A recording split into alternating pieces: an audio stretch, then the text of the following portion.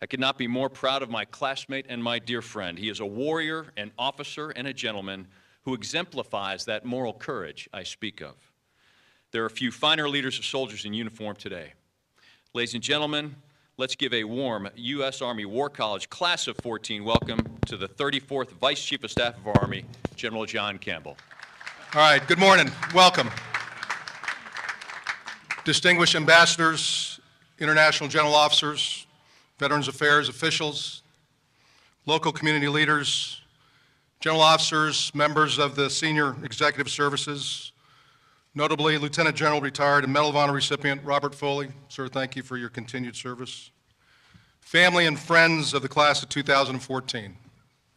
What a great day. What a beautiful day here in central Pennsylvania, and I'm truly honored to have the opportunity to address this class. Tony Kukolo, and his words and his vision and what he just talked about should ring in your ears, and if you go away with anything, don't remember anything in my speech, remember what Tony just said, because that is so important.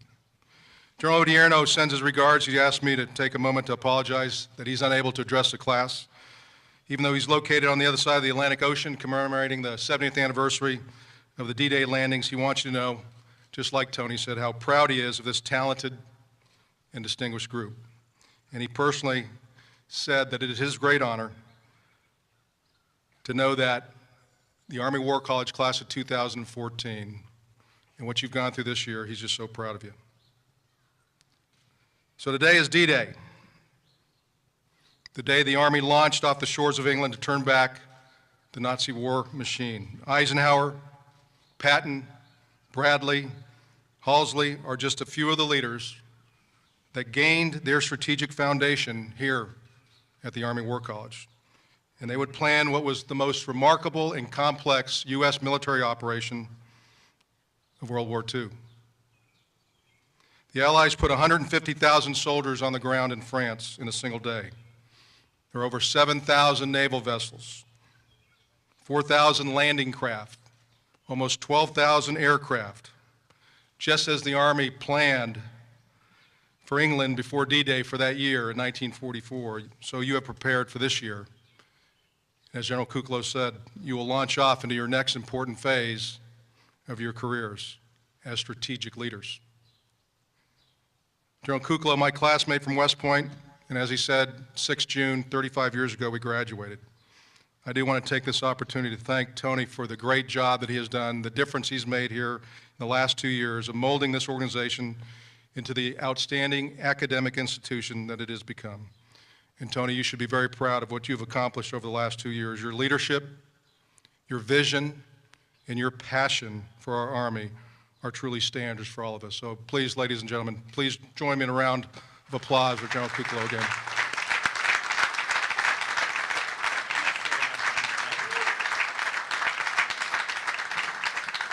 All right, welcome again to the members of the Carlisle community and all across Cumberland County.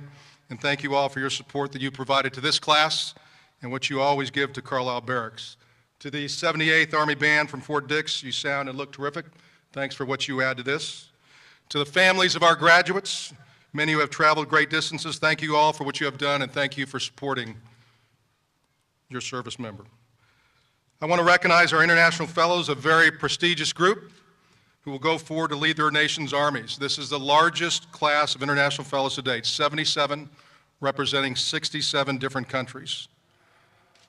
And our Army is committed to engagement around the world, and it starts here, with exchanging ideas, hearing different perspectives, and forming bonds that will last long after your time here in Carlisle.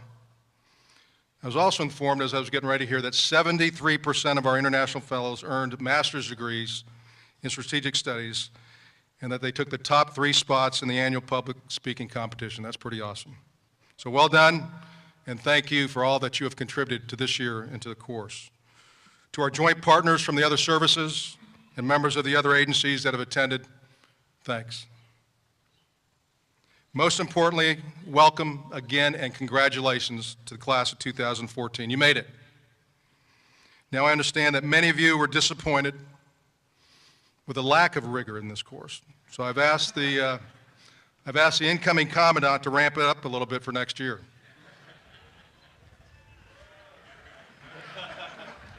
Okay, actually, I find these claims of increased rigor a little suspect. So I checked with some of my friends that run the golf course over there, and I asked them how business was, and they said it couldn't be more terrific. In fact, it hasn't been this good since my class was here in 1999.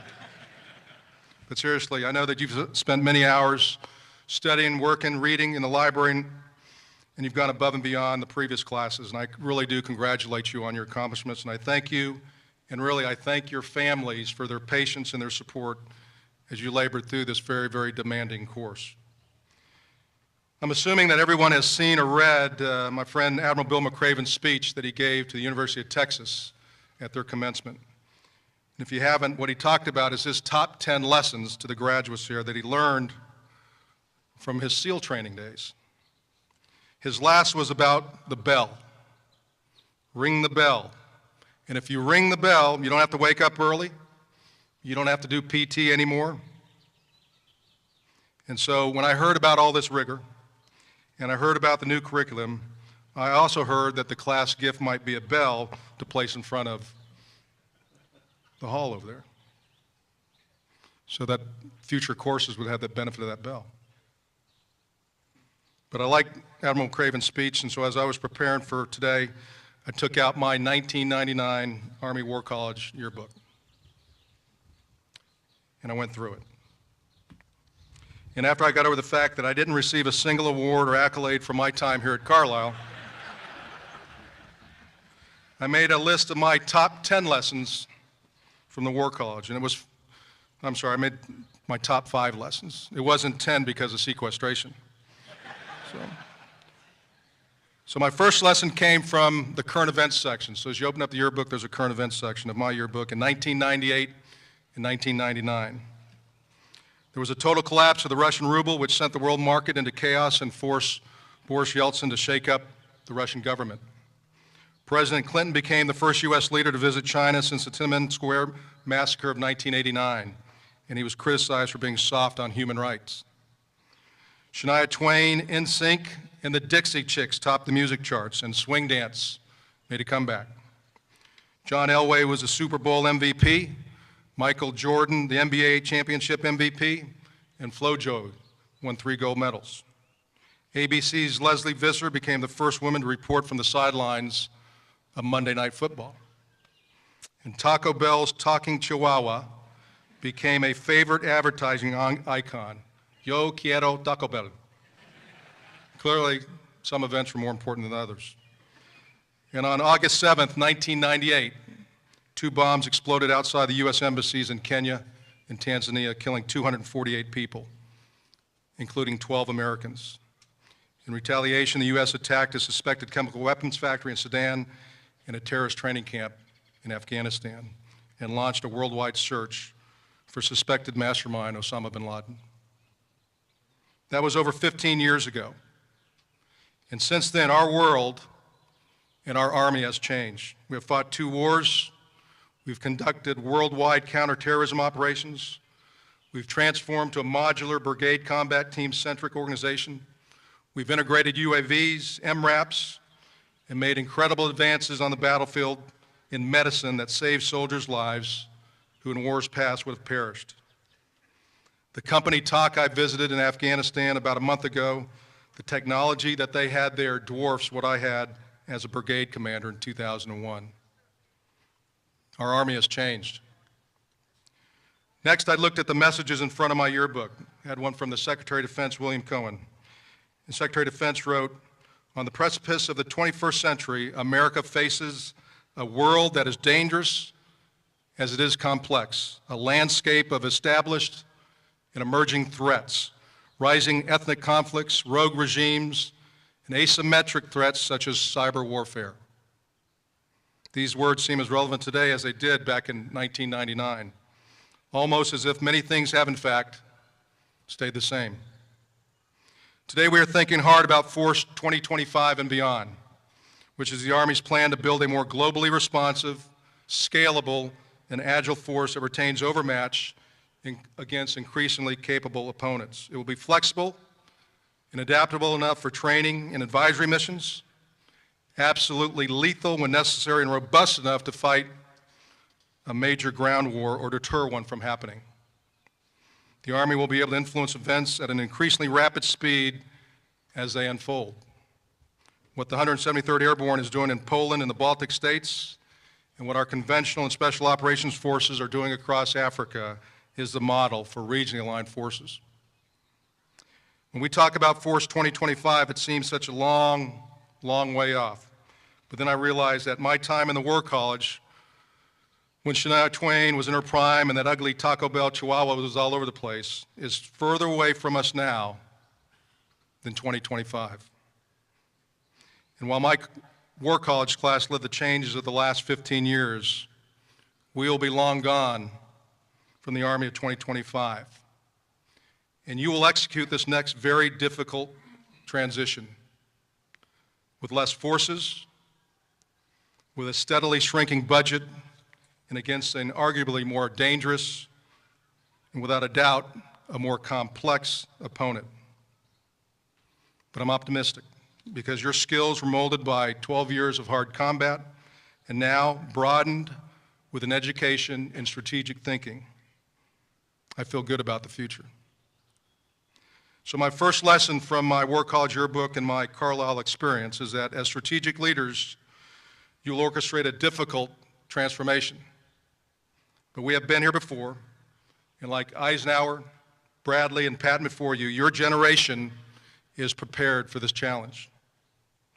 Next, I flip the pages of my peers. I have pictures of everybody in there. Many of them will claim that they were here on athletic scholarships. And well, we did take Jim Thorpe Day. But let me read you a few names out of my 1999 yearbook, and then tell me what you think about the Army War College producing strategic leaders. Generals John Campbell, Joe Dunford, Dennis Fye, Army War College fellow Vince Brooks. Lieutenant Generals Mick Bednarik, Don Campbell, Bernie Champeau, Susan Lawrence, Mike Tucker, Jim Huggins, and fellow Mike Farrader. Major Generals Ken Dowd, Mike Lally, Todd Semonite, Mark McDonald, Roger Matthews, and I know I missed several other general officers and SCSs, but these are the ones that either just retired or are currently still serving.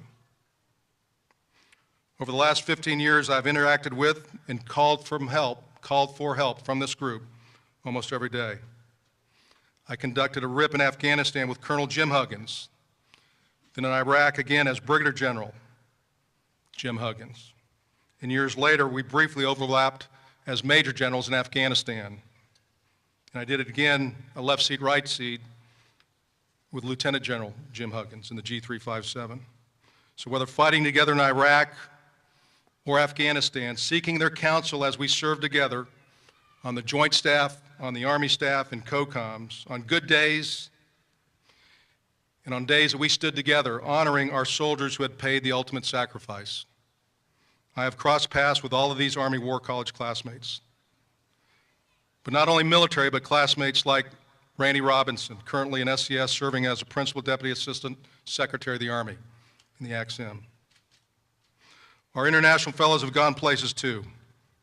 My classmate Duncan Lewis was the first former military officer to become Australia's Secretary of Defense.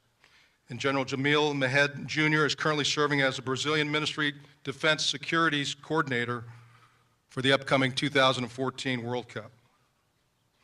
The relationships I built with interagency civilians during my Army War College have become bridges across our government.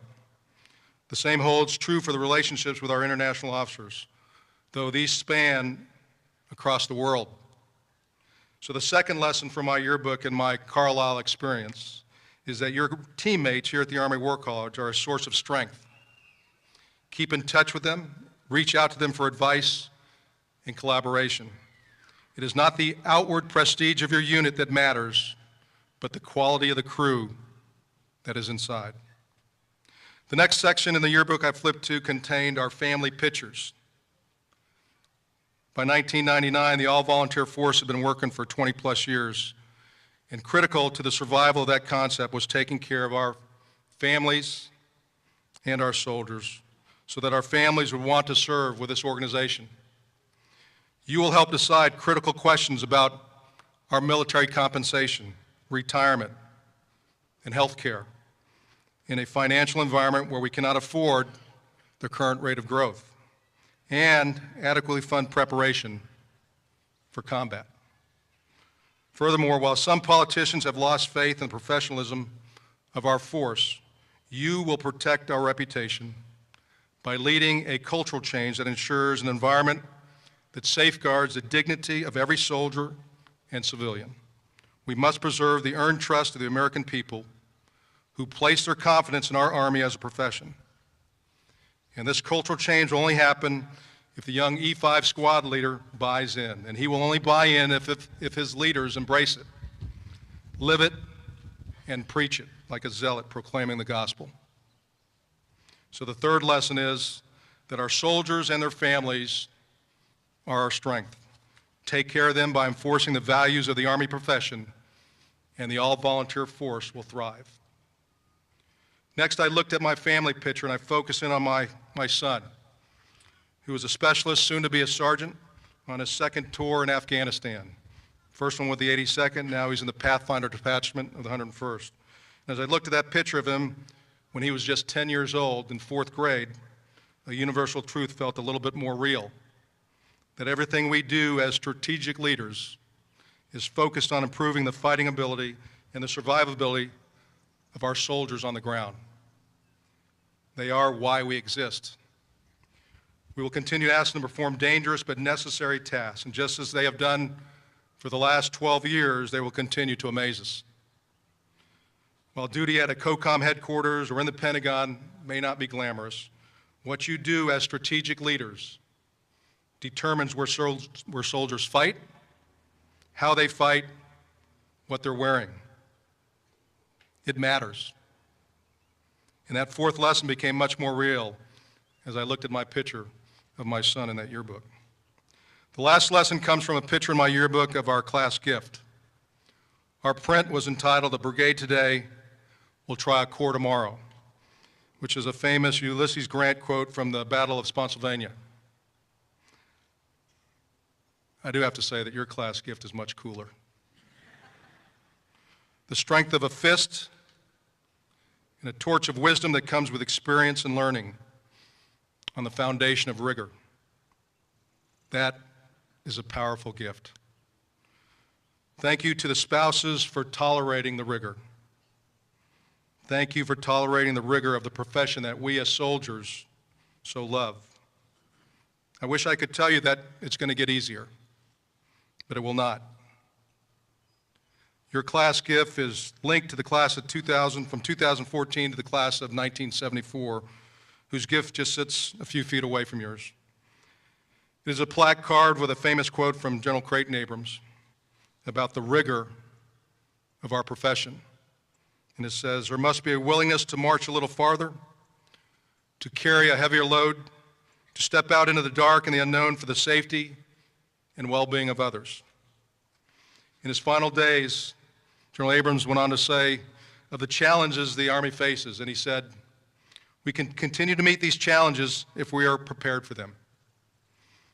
If we have the will to face them resolutely before they overtake us, we shall be achieving the real peace that men everywhere can understand and that nations everywhere will respect."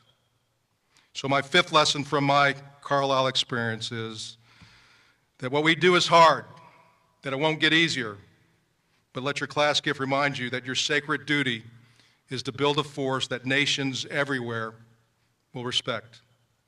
So reviewing these lessons from 1999, you have many difficult tasks ahead of you, but we've been there before. Like Eisenhower, Bradley, Brooks, Dunford, and Kukalo before you, you are well prepared. It is not the prestige of the unit, but the quality of the team that matters. Use this elite team, this relationship, this network to your advantage. Take care of our soldiers and their families by enforcing the values of our profession, and the all-volunteer force will continue to thrive.